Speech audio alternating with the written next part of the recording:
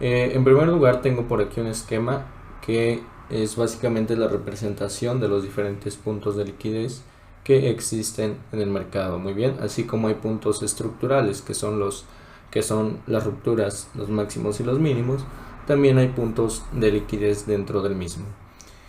Bien, en primer lugar tenemos por aquí a la izquierda los máximos y mínimos, que aparte de ser un punto estructural también cumplen con la función de ser un punto de liquidez dentro del gráfico. Obviamente son los puntos de liquidez más comunes que nos podemos encontrar porque pues obviamente en un gráfico está formado por todo esto, ¿no? Por máximos y mínimos.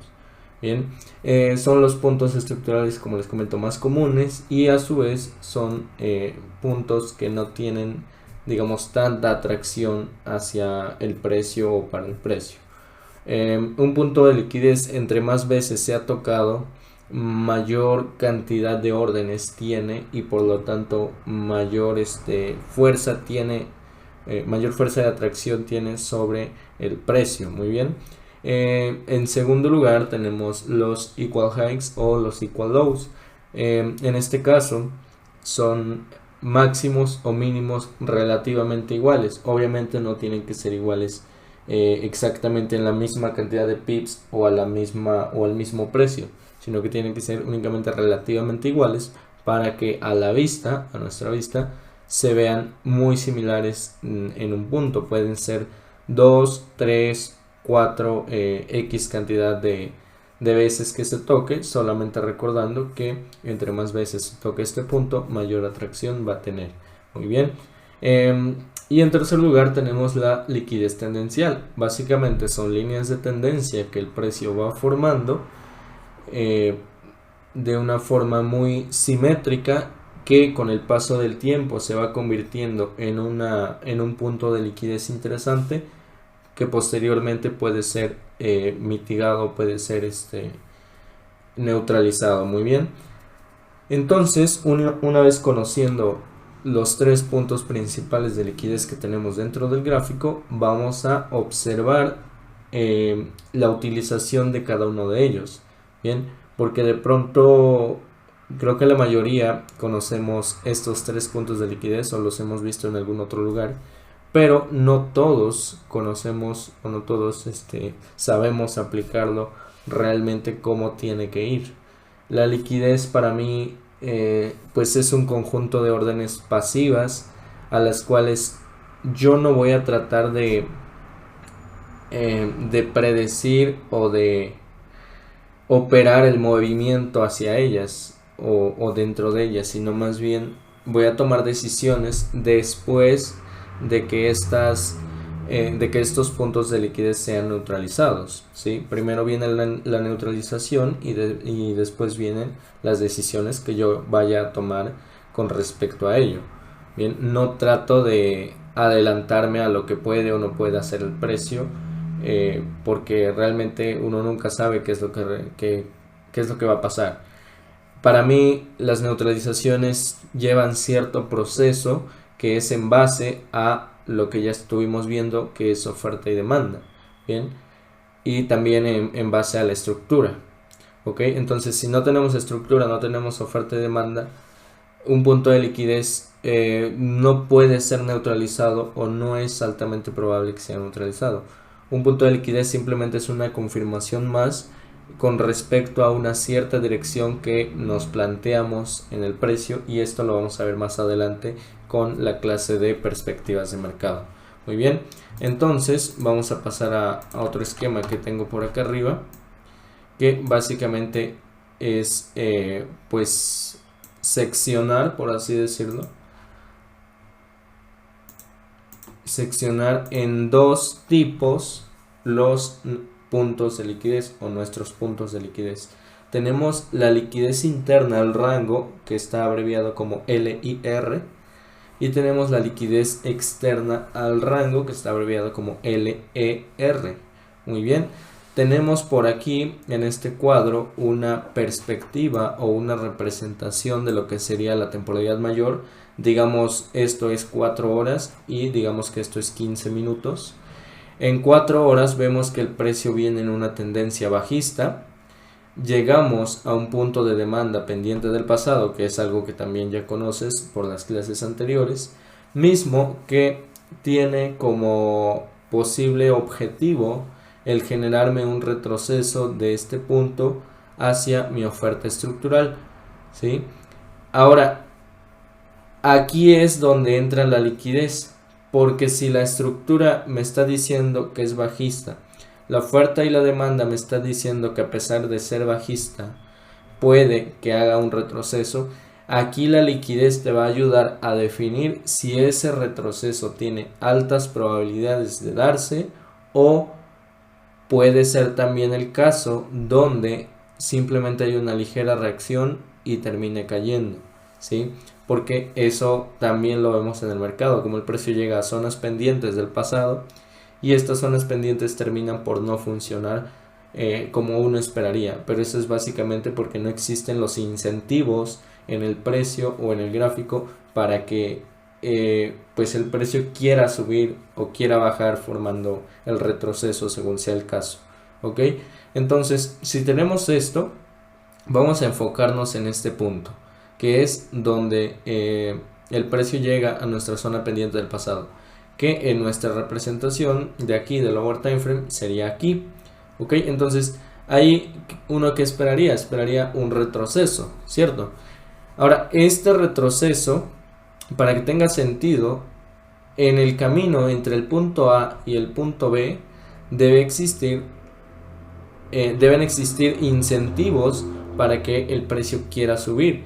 Estos incentivos corresponden a la liquidez interna al rango, o sea, están dentro de mi rango operativo, que es desde este high hasta este low, ¿ok? Durante la caída, durante una expansión, en un caso de una tendencia bajista, el precio va generando ciertos puntos de liquidez que posteriormente va a utilizar para buscar niveles o buscar precios altos. Muy bien.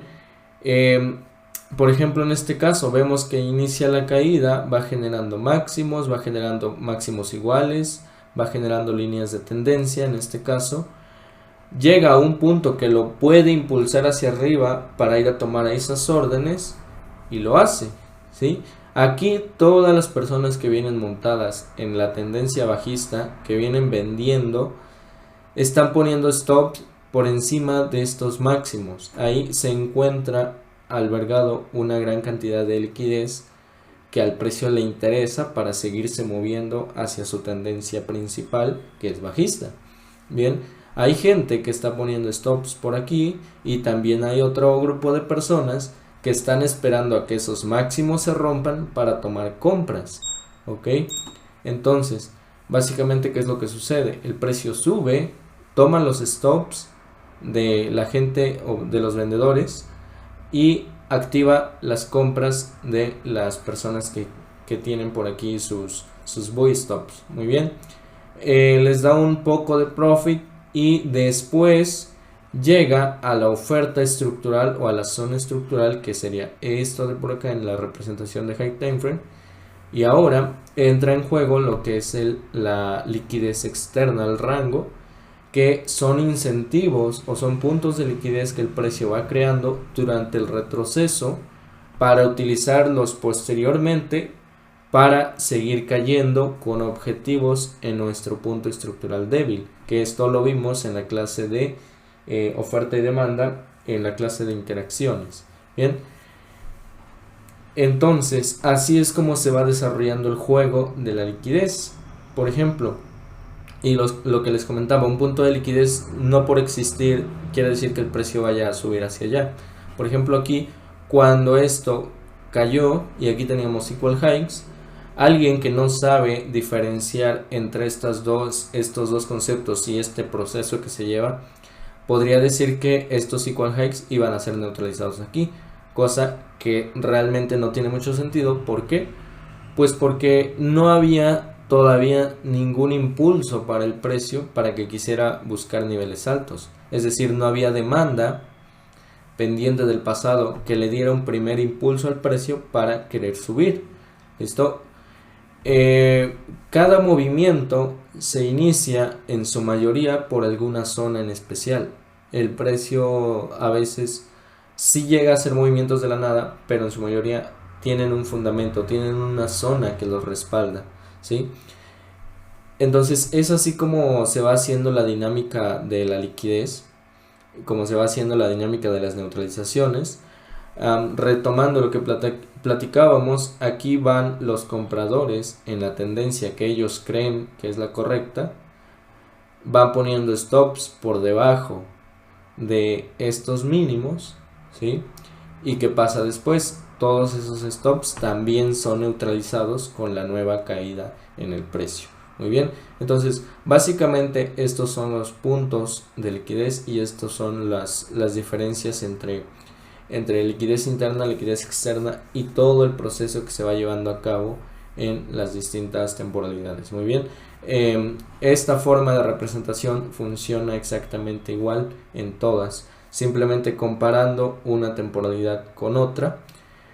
Por ejemplo, y les voy a dar una lista por aquí, la liquidez de un día la vamos a ver en 4 horas. La liquidez de 4 horas la vamos a ver en 15 minutos, tal como lo vimos ahorita en este ejemplo. Y la liquidez de 15 minutos la podemos ver en 5 minutos. O sea que para yo considerar un posible retroceso diario, en 4 horas debo tener puntos o incentivos de liquidez.